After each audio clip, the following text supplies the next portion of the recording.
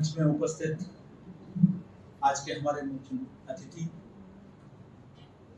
हमारे विश्वविद्यालय के मित्र, शुभचिंतक, हमारे परिवार के सदस्य आदरणीय राजेंद्र शुक्ल जी, राष्ट्रीय सेवा योजना के वरिष्ठ अधिकारी श्री आनंद सक्सेना जी और राहुल सिंह परिवार के इस कार्यक्रम में उपस्थित हमारे सभी विभागाध्यक्ष, हमारे कुल सचिव, हमारे सभी संकाय सदस्य, शोधार्थी एवं प्रिय विद्यार्थी और हमारे एनएसएस के समन्वयक श्री गजेंद्र सिंह अवस्थिया जी, सर्वप्रथम आप सभी को मैं गांधी जयंती और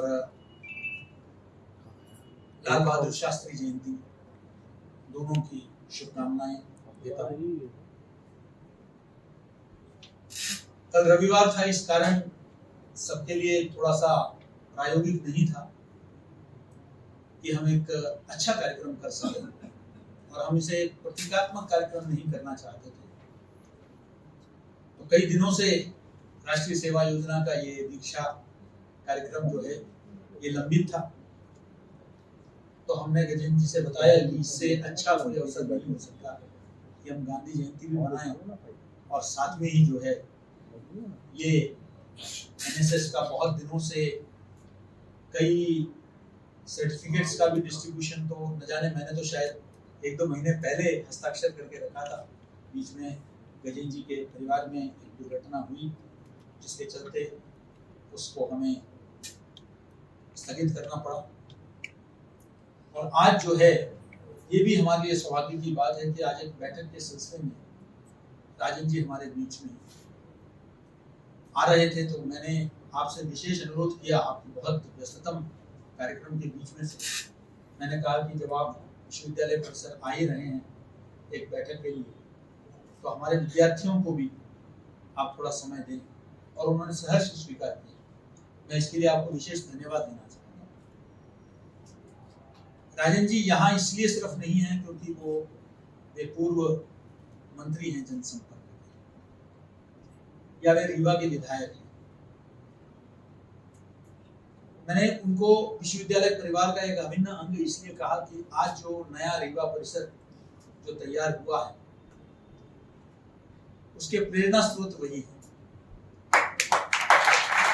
उनका बहुत बड़ा योगदान है, इतिहास के पन्नों में लिखा जाएगा। उन्होंने कभी बीच में सत्ता परिवर्तन हुआ तो भी उन्होंने अपना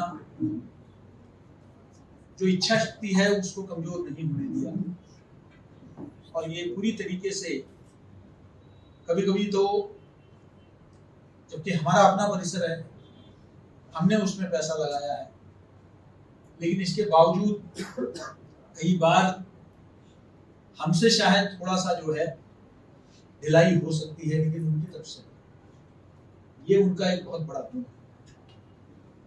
ऐसे व्यक्ति हर परिसर के लिए अगर हमें मिल जाए तो मुझे लगता है कि हमारे सभी परिसर जो है वो पल्लवित पुष्पित होंगे।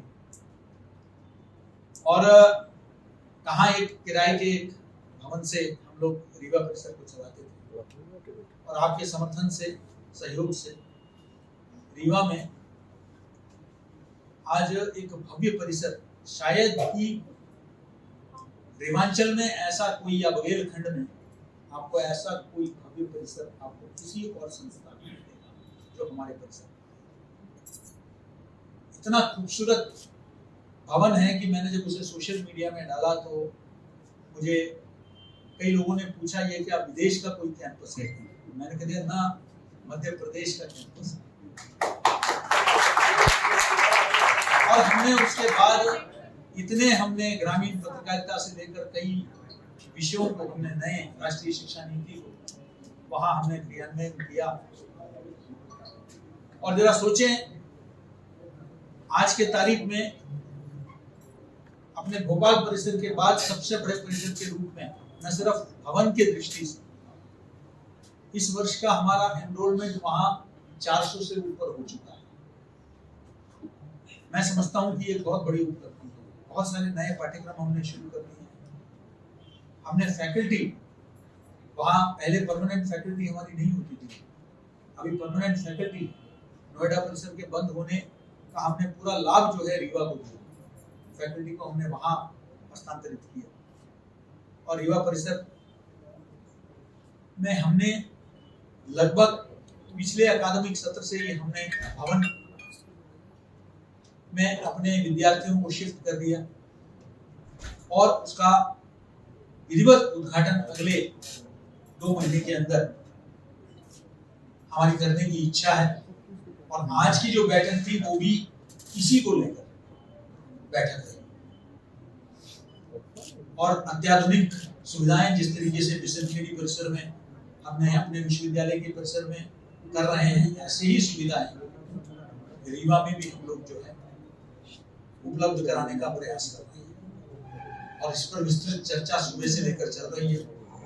तो मैं सार्वजनिक तौर पर भी आज जो है इस मंच से, रीवा में तो हमने एक बड़ा कार्यक्रम किया, एएसआई का मीटिंग हमने वहां करवाया था, महेश्वरी जी आए थे और हमने एक बड़ा कार्यक्रम कराया था और वहां तो हमने करवाया ही, और वहां शायद हमने प्रतिभा कार्यक्रम का जो है वो पुरस्कार वितरण समारोह कराया था, जिसमें भी हमें मंत्री जी का सानिध्य मिला और आज इस कार्यक्रम में भी आपका सानिध्य प्राप्त हुआ। तो सार्वजनिक तौर पर पूरे विश्वविद्यालय परिवार की ओर से मैं ये कृतज्ञता ज्ञापित करना चाहूंगा कि आपका वो निरंतर सहयोग बनी रहे, क्योंकि कई बार चीजें अटक जाती है तो जो व्यक्ति सत्ता में है अगर उनका सहयोग प्राप्त हो तो विश्वविद्यालय के लिए बहुत चीजें आसान हो जाती है। राष्ट्रीय सेवा योजना शुरुआत से ही विश्वविद्यालय में काफी लोकप्रिय रहा है और बहुत सक्रिय भागीदारी हमारे विश्वविद्यालय के विद्यार्थियों का रहा है। कोरोना के समय में हमारे विश्वविद्यालय के एनएसएस के स्वयंसेवकों के वो चित्र वायरल हुए, अखबारों में छपे, जहां वे मास्क पहनने को लेकर जागरूकता समाज में पैदा कर रहे थे। एक तस्वीर तो बहुत ही ज्यादा लोकप्रिय हुआ जिसमें पुलिस वाले स्कूटर में, मोटरसाइकिल में बैठे हुए थे और उन्होंने मास्क नहीं पहना था और हमारे स्वयंसेवक उनको बता रहे थे कि आप मास्क पहने। और हर जगह जाके कोविड प्रोटोकॉल के बारे में उस समय में जब कोई बाहर निकलने की हिम्मत नहीं करता था, अभिभावक शायद अपने बच्चों को बाहर भेजने में संकोच रखते थे, लेकिन उस समय हमारे एनएसएस के स्वयंसेवकों बाहर निकलकर समाज में जागरूकता पैदा करने का पूरा प्रयास।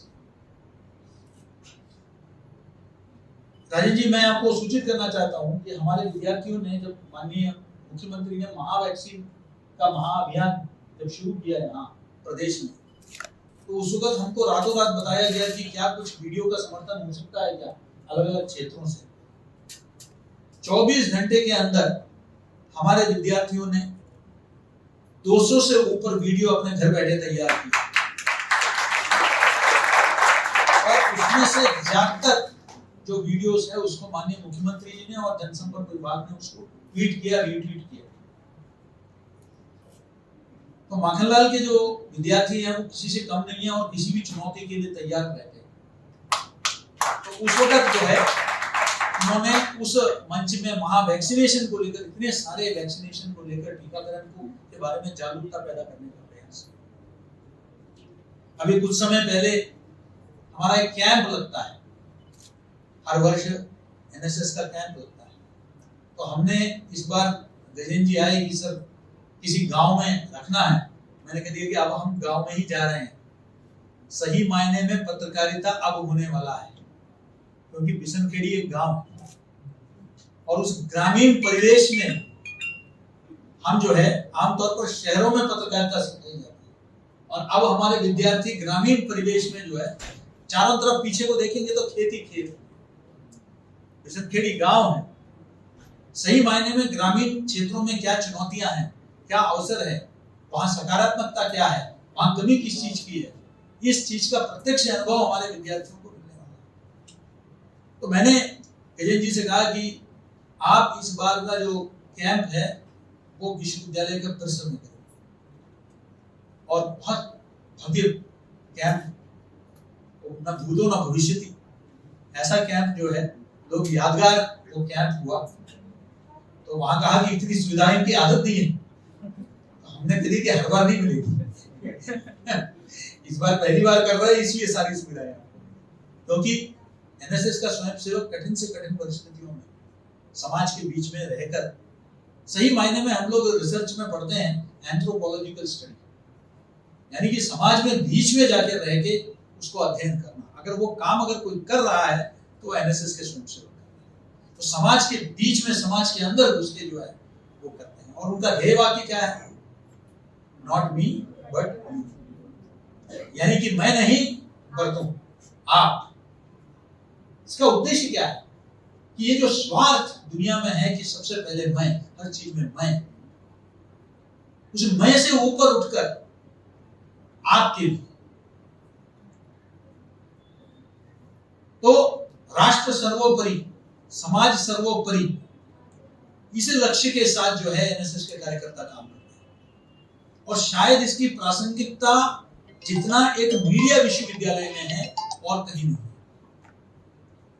मीडिया के विद्यार्थियों के लिए तो यह बहुत आवश्यक है कि वो समाज से जो सरोकार है वो उसकी बनी रहनी चाहिए। और एनएसएस आपको समाज को समझने का आपका सबसे बढ़िया जरिया है, माध्यम। हम गांधी जी की बात कर रहे हैं। गांधी जी जब दक्षिण अफ्रीका से आते हैं तो उसी वक्त उनको बहुत सारे पद कांग्रेस में और अन्य संगठनों में उनको दायित्व देने के लिए लोग तैयार होते हैं। वो कहते हैं बिल्कुल, अभी मुझे भारत को समझना है। और फिर वो एक रेल यात्रा पूरे देश का देशाटन करते हैं, पूरे देश का भ्रमण करते हैं, दूर दराज के इलाकों में जाते हैं, सेकेंड क्लास पैसेंजर ट्रेन में जाते हैं। मैं असली भारत को समझना चाहता हूं, क्योंकि उन्होंने कहा कि भारत अपने गांव में बसा हुआ है। भारत को समझने के लिए वो निकलते हैं। अभी आप लोगों में से पता नहीं कितने लोगों ने रिचार्ड चिदंबरम का गांधी देखी है, तो उसमें वो कैसे ट्रेन रुकती है, आज भी मेरे आंखों के सामने है वो तस्वीरें, कि वो पुल के ऊपर ट्रेन रुकती है, वहां से उतरकर गांधी जी जो है आके जो है वो नदी में जो है वो कपड़े धो रहे होते हैं। एक महिला जो है उसके पास कपड़े ढकने के लिए नहीं होते हैं, तो वो अपना जो धोती का एक हिस्सा जो है ऊपर का वो बहा के जो है उनको दे देते हैं पहनने के लिए। वो चित्र मेरे आंखों के सामने है। ये समाज को समझना, और खासकर पत्रकारों के ये जो डेस्कटॉप जर्नलिज्म, जहां हम जमीन पर जाए बगैर अपने वातानुकूलित कमरे में बैठकर हमें लगने लगता है कि हम समाज को समझ गए। बड़ा दुखद है। आप में से कुछ विद्यार्थियों ने ट्विटर पे उसका प्रतिक्रिया भी दिया। एक अखबार ने, बहुत छोटा सा अखबार है, नाम लेना भी उचित नहीं, उसने एक कोई प्रकरण विश्वविद्यालय के बाहर हुआ और उसमें किसी छात्रा का के ऊपर आरोप है कि उनके ऊपर वो जिम्मेदार थे और उनका कोई नशे में कोई रुचि थी, उसको लेकर सुर्खी बनती है कि एमसीयू में नशे का कारोबार। कौन सी पत्रकारिता है? सबसे जागरूक विद्यार्थी भोपाल में किसी विश्वविद्यालय में है तो वो इस विश्वविद्यालय में। यहां पर बैठे ये समाज को जगाने वाले विद्यार्थी हैं। आप इस तरीके से आरोप मनगढ़ंत एक घटना के ऊपर आप इतना बड़ा एक आरोप, यहां हमारा लगातार हम निरीक्षण करते हैं। मैं ये नहीं कहता कि युवावस्था में कुछ आदतें, कुछ अपवाद जरूर होंगे, लेकिन पूरे विश्वविद्यालय को देखना कहां तक उचित है। इस विश्वविद्यालय में जितना जागरूकता है, आईसीसी की अध्यक्षा और हमारी डीन मैडम यहां बैठी हुई, हम जितना कार्यक्रम यहां जीरो टॉलरेंस है, इंटरनल कंप्लेंट्स कमेटी, छेड़खानी, किसी प्रकार का सेक्सुअल हैरेसमेंट को लेकर विशाखा गाइडलाइंस के हिसाब से हमने आईसीसी का जो है यहाँ समिति बना रखी है। हम लगातार जागरूकता अभियान यहाँ करते हैं इस विश्वविद्यालय में, जीरो टॉलरेंस है। लेकिन जीरो टॉलरेंस से बड़ी बात यह है कि पिछले 3 दशकों में कोई शिकायत आया ही नहीं, क्योंकि हमारे विद्यार्थी इतने परिपक्व हैं, इतने समझदार हैं कि कभी शिकायत का मौका ही नहीं आया। यहां नशीले पदार्थों को लेकर लगातार से नो टू ड्रग्स में कितने कार्यक्रम हमने यहां आयोजित किए, लगातार आयोजित करते रहते हैं। हमारे विद्यार्थी तो समाज को जगाने वाले हैं और मुझे विश्वास है कि एनएसएस के जो स्वयंसेवक है वो विशेष रुचि लेंगे। कल माननीय मुख्यमंत्री ने एक नशा बंदी को लेकर, नशे के ये जो एडिक्शन है, डी एडिक्शन को लेकर पूरा एक अभियान का उद्घाटन किया। वो घर घर तक पहुंचना चाहिए। एक विदेशी, क्योंकि भारत की सबसे बड़ी पूंजी उसकी युवा शक्ति है, उस युवा शक्ति को कमजोर करने के लिए एक वैश्विक स्तर पर भारत जिस तरीके से उभर रहा है एक महाशक्ति के रूप में, तो उसके पीछे उसकी युवा शक्ति है और उस युवा शक्ति को कमजोर करने का प्रयास लगातार, पहले उत्तर पूर्व में, फिर पंजाब में लगातार चलता रहा है और वो जहर फैल रहा है, इसमें कहीं कोई दो राय नहीं। और हमारे में से एक एक कार्यकर्ता, एक एक स्वयंसेवक का ये भूमिका है कि हमको इसे रोकने का पूरा प्रयास करना चाहिए। न सिर्फ हमारे विश्वविद्यालय या हमारे इस परिवार तक सीमित नहीं होना चाहिए, बल्कि समाज में ये जो कैंसर जो फैल रहा है इसको रोकने की जरूरत है। अपने अपने सोशल मीडिया में हम सब अच्छे अच्छे तस्वीरें डालते हैं, अच्छे खाना खाते हैं, अच्छे बिल्डिंगों के सामने, हम लोग इमारतों के सामने फोटो खिंचवाते हैं, अच्छी बात है।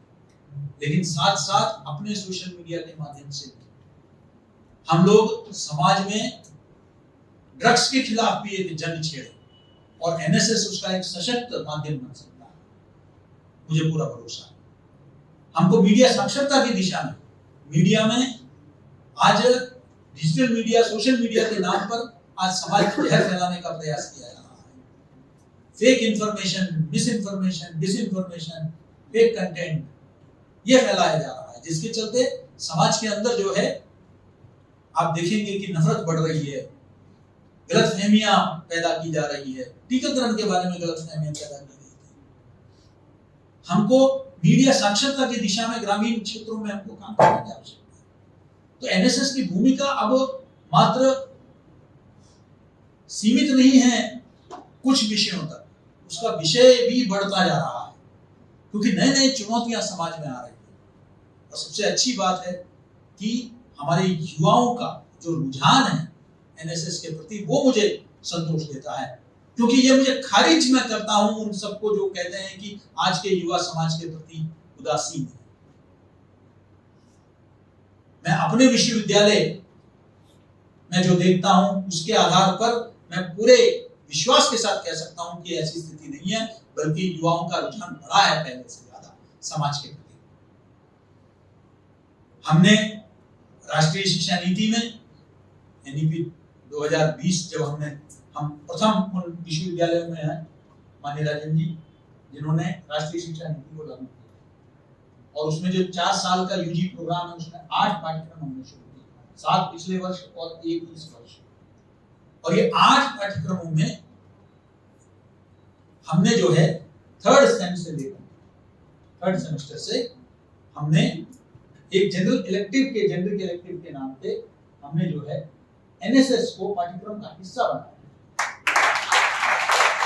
यानी कि अब जो एनएसएस होगा और उसमें सक्सेना साहब का और परिहार जी का बहुत बड़ा योगदान है। हम लोगों ने बैठकें की उसको लेकर और हमने इसको फाइनलाइज किया कि एनसीसी को भी शामिल किया, एनएसएस को भी शामिल किया, क्योंकि अब आप सिर्फ शौकिया नहीं जाएंगे एनसीसी एनएसएस, अभी तो आपके जाने के आप जो जाएंगे वहां समय बिताएंगे उसके लिए आपको क्रेडिट्स भी मिलेगा। तो हम ये चाहते हैं कि ज्यादा से ज्यादा हमारी युवा शक्ति जो है वो एनएसएस को अपनाए और एनएसएस एक आंदोलन बने, क्योंकि समाज के प्रति जो जागरूकता है, समाज के प्रति जो प्रतिबद्धता है, उसको अगर कहीं प्रतिबिंबित करने का कोई अगर सशक्त कोई माध्यम है, प्लेटफॉर्म है, तो वो एनएसएस है। मुझे खुशी है कि गजेंद्र आवासिया के नेतृत्व में बहुत अच्छा काम आज विश्वविद्यालय में हो रहा है। आप सब बहुत सक्रिय रूप से भाग ले रहे हैं। आप सबको मैं बधाई देना चाहता हूं और मैं चाहूंगा सक्सेना साहब और परिहार जी कि हमारा विश्वविद्यालय का जो, जैसे मैंने कहा, रीवा परिसर है, वहां अभी 400 से ऊपर बच्चे हैं। मैं समझता हूं कि अब हम वहां भी एलिजिबल हो गए, तो एनएसएस का एक यूनिट वहां भी जो है शीघ्र आप इसको स्थापित करने में हमको मदद करें। तो ये मेरा आपसे अनुरोध है। मैं पुनः आप सबको गांधी जयंती की बहुत बहुत शुभकामनाएं देना चाहूंगा। गांधी जी को या उनके जीवन को, उनके सहजता को, उनके सरलता को, उनके जीवन शैली को, उनके सत्य के प्रति निष्ठा को, इन सब उनके उन मूल्यों को हम मात्र जो है 30 जनवरी को और 2 अक्टूबर को ही ना याद करें। अगर उनके जीवन से, क्योंकि उन्होंने कहा था कि मेरा जीवन ही मेरा संदेश है, and be the change that you want to see in others. दूसरों में जो बदलाव देखना चाहते हैं वो खुद पहले अपने में लाइए। तो उनके उन मूल्यों को हम अपने जीवन में आत्मसात करें और जय जवान जय किसान उस संदेश को हम और मजबूत करें। ये सच्ची श्रद्धांजलि होगी इन 2 भारत माता के 2 सपूतों का। और इन्हीं शब्दों के साथ मैं पुनः मंत्री जी को और परिहार साहब को, सक्सेना साहब को और सभी को धन्यवाद देना चाहता हूँ कि आगे भी उनका समर्थन इसी प्रकार एनएसएस के लिए बनी रहे।